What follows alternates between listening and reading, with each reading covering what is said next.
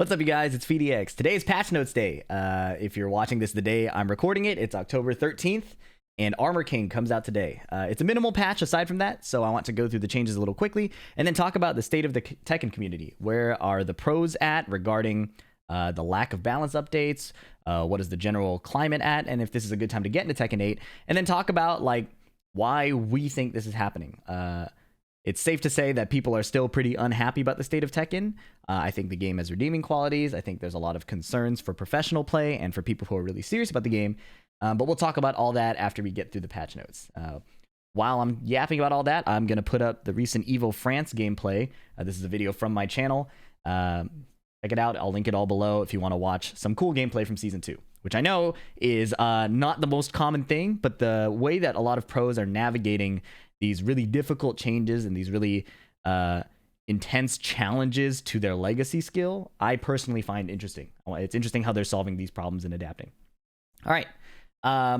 Armor King, full release is on October 16th. From the day of this video, that'll be 3 days from now. And aside from that, the patch is mostly consistency changes rather than any balance changes. A big disappointment for professional players, for serious competitive players like me, and intermediates who have done a lot to learn how Tekken works and how to play the game, and Season 2's disruption of that learning process and those like fundamental skills still remains in the game in many ways.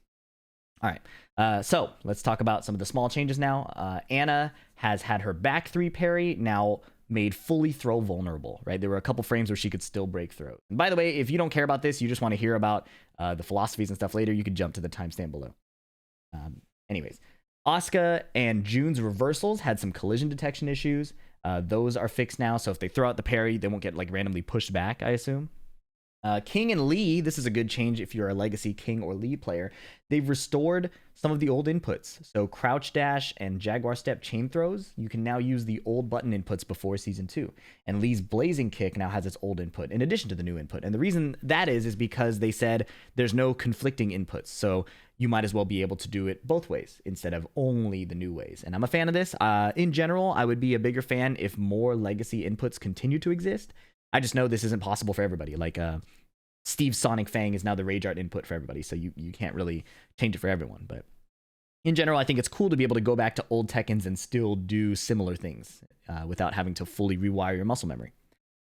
Okay, the rest of the patch notes are mostly strings getting more consistency. So before you panic, let me explain.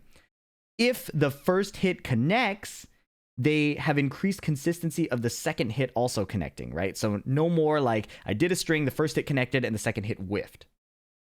By the same token, they've done some changes to other strings to make them more consistently whiffing. So Leo's Lightning Glare back 3-1-2. If the second hit whiffs, the third hit won't realign and follow you. So these are all good changes. In my opinion, these are the changes that should have been focused on in Season 2. At the very, very start of the new season, they should have focused on all of these consistency changes rather than on completely upheaving the existing Tekken paradigms. And finally, the last significant change, in my opinion, is Raven's back turn forward 3+4. It finishes in crouch, and they said something in the patch notes about like removing the crouching state. So I assume during the move, he won't evade you as much. But after the move finishes, he'll be in crouching. We'll have to verify when the patch is live and Raven mains can actually test it, and I'll defer to them for that knowledge. So those are most of the changes, but I need to debunk something real quick. So I'm pausing the regular gameplay to show you a Twitter clip that was kind of going mini viral, I guess. Hi Buff Gigas, please, looking at the early footage, noted that King's full crouch down forward 1 looked sped up. Right, and this was plausible because this is something that had happened to a bunch of other characters. Lily and Fang, for example, and Elisa, Xiao Yu, a bunch of characters have had their lows sped up. Right, that's that second punch there. Everybody was talking about this clip. Even I tweeted about it. I said, it looks like the design is here to stay. Weird choice after the backlash towards offensive buffs. But after going through the patch notes, there is no mention of this move being changed at all. So we can only assume, and I believe what people are saying on Twitter, is that this move looking sped up is an error with the video. And that actually checks out because after watching these live videos, if you saw my coverage of the early Armor King footage, there were a lot of glitches in the recording. Sometimes the video would just stop while we were looking at the move list. So Given that it's not in the patch notes, I doubt it's a stealth buff because it's something really big. So it seems like this was a false alarm. And honestly, that's pretty good, because if after all of the changes that got a lot of backlash, after all the review bombing, after all of the like small steps in the right direction, doubling down on something like this does not make sense. So it's with a slight smile, I'm happy to say that, you know, this is not the case. Obviously, there are still a lot of remaining issues. But yeah, this is good. So I had to clear up that particular issue because I know a lot of people were talking about this. And if you were on Twitter, this was a very alarming thing. So false alarm, luckily. But when I was researching for this video, I was looking for how the pros felt about the latest patch. And at the top of my feed, it was this. Yagami, very, very... If you don't know Yagami, you got to watch more pro play. But extremely strong Reina and Lee player from Oceania. Debatably the strongest Reina in the world. Just saying no balance changes, crying emoji. And Kakoma saying no balance patch again. Wow. So... the pro players are honestly hoping for change. We've seen a lot of tweets and consistently in each patch that they want the game to be fixed. The explanation the devs have given is that this is an update from 2 months ago in patch 2.04, where they said due to multiple major esports tournaments coming up, this patch has no battle balance adjustments, and future patches will be mostly bug fixes and related improvements. And we've also seen this before Season 2 released. In March, they said, we have some balance fixes changed, but considering there's the European Tekken Cup and Master Cup in Japan, as well as the actual Season 2 drop, we're not going to put those battle balance patches out. So there's a clear philosophy within the dev team of creating a stable environment for pro players, right? In a vacuum, I agree with this. In the context of Season 2, I disagree with this. And clearly, the pro players do too. Now, I've talked about this in previous videos before. Long story short, I like the idea of a game that has less battle balance changes, but allows for a lot of innovation. Of course, this assumes that the base game being patched is like a very competitive, solid game. Where we're at in Season 2 is not that. This is not a very competitively solid game, even relative to the end of Season 1, which had a lot of crazy stuff. Season 2 is a different beast entirely. The stuff you hear from the Tekken community, maybe in passing or in comments, was not really exaggerated. This is a very crazy, non-competitive patch. Okay, so I want to make that clear. That generally I agree. In this particular season of Tekken, I don't agree. So the next follow-up question I get a lot on stream is: is the dev team just making excuses? I can put up the gameplay again while I yap about this. But are they making excuses to do nothing? I don't think so. The reason I don't think so is because if you were around during Tekken 7, they were doing the opposite. After Evo Vegas, they would drop a full season update. And a lot of pros had to fully relearn a brand new game after Evo, but before the Tekken World Tour finals, which were a few months after. So we've swung from one extreme to the other. Again, philosophically, I like the idea of a stable game.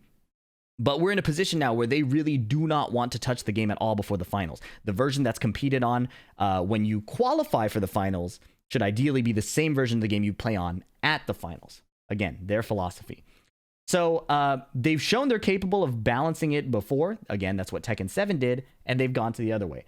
So to me, it doesn't make sense to call it an excuse to do nothing. Again, also, if you think about how much negativity is online, how they were review bombed, and how pretty much universally Season 2 was rejected, it does not make sense as a corporation trying to make money to make an excuse to do nothing, right?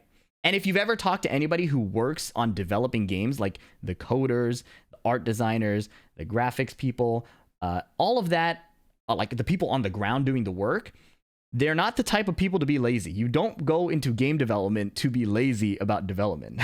There are lots of other fields for that from a software perspective. And game dev is historically, you're underpaid and you're overworked, right? So I doubt it's that. It doesn't make much sense logically to me.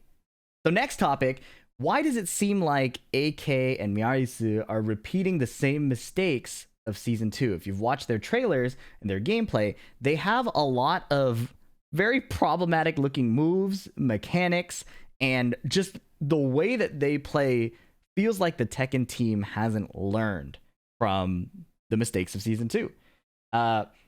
This is actually where I want to transition to my tinfoil hat theory, right? So we will likely never know what is going on behind the scenes at a Japanese AAA game development team at Bandai Namco. But I think watching AK and Miyarisu and seeing how they're doing these game-breaking mechanics, like breathing on you and making the next throw unbreakable, and the breath coming out of a parry, or Miyarisu clinging to walls, doing giant back jumps onto her spear stance where she evades lows and then jumping at you. Like, where is all of this coming from if the dev team is really actually trying to correct the mistakes of Season 2's launch? Tinfoil hat theory. No proof, just based on the decisions being made, okay? We know that the Tekken team wanted to go live service, right? This is pretty obvious. Everybody wants to be Fortnite and League of Legends. We have battle passes, we have microtransactions, etc. That's not a surprise. But we see some patches that go in a decent direction, right? We joke about it all the time. Every patch has been a bunch of small steps in the right direction. We just have to wait 10,000 small steps until we get a working game. Right, so we know that the dev team at least sees some of the mistakes and are trying to correct it, no matter how tiny and small it is. We know that they're kind of there. So how can it be that these characters are going in the opposite direction again? We're taking tiny steps this way, new character. The only other explanation to them making correct patch decisions, again, no matter how ridiculously tiny, and then releasing characters that go in the opposite direction. The only other logical explanation for that is that they forgot about the review bombing, right? The overwhelmingly negative Steam reviews, right? They forgot about that. Or they accidentally made a bunch of patches in the right direction. And neither of those things make a lot of sense to me, right? I doubt that in a capitalistic corporate environment, I doubt that they would forget about getting review bombed, right? And with the amount of work it takes to actually fix a game like Tekken with so many moves and so many interactions, the ability to consistently make decent changes, again, no matter how late and how tiny, is a sign that they are starting to understand and course correct. So to me, the last explanation is that these characters were made so far in advance that they cannot change them now. It took them 2 weeks to make an emergency patch for Season 2's launch. This is a slow development team. And I wish it were better. I wish it were faster. I wish it were like Capcom's, where they could do an emergency patch within like 2 days. I wish it were like the League of Legends or 2XKO team, where they communicate really directly in a lot of detail and kind of show how much they know about the game. But that's not what the team is. That's not how they work. And unfortunately, we are stuck waiting. And like I said, the pros aren't super happy with it. The intermediate players are definitely not happy with it. And it's a rough place to be as we wait here. And we're kind of stuck because for a development philosophy like this, where you say we don't want to patch a lot, it's decent. But you can't have this position and fold to community outrage, right? They've cornered themselves.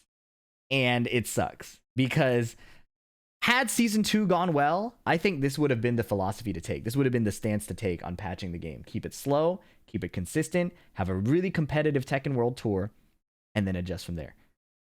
They made no changes in the preseason leading up to Season 2. And then they announced this philosophy that they can't back down on despite the game turning out terribly.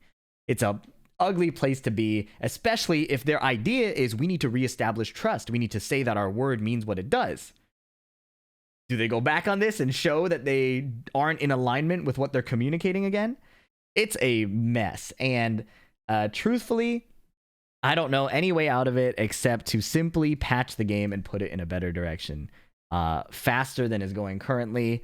There's not a lot of ways to repair the reputation. I'm sure they've done a lot of internal restructuring to probably prevent a mistake like this again, but they're really in a pickle. And I don't know what can be done. It feels really tough as a super fan of Tekken to kind of watch the game be in this position and kind of be around so many angry fans and be around the noise all the time when we just really want to play Tekken, right?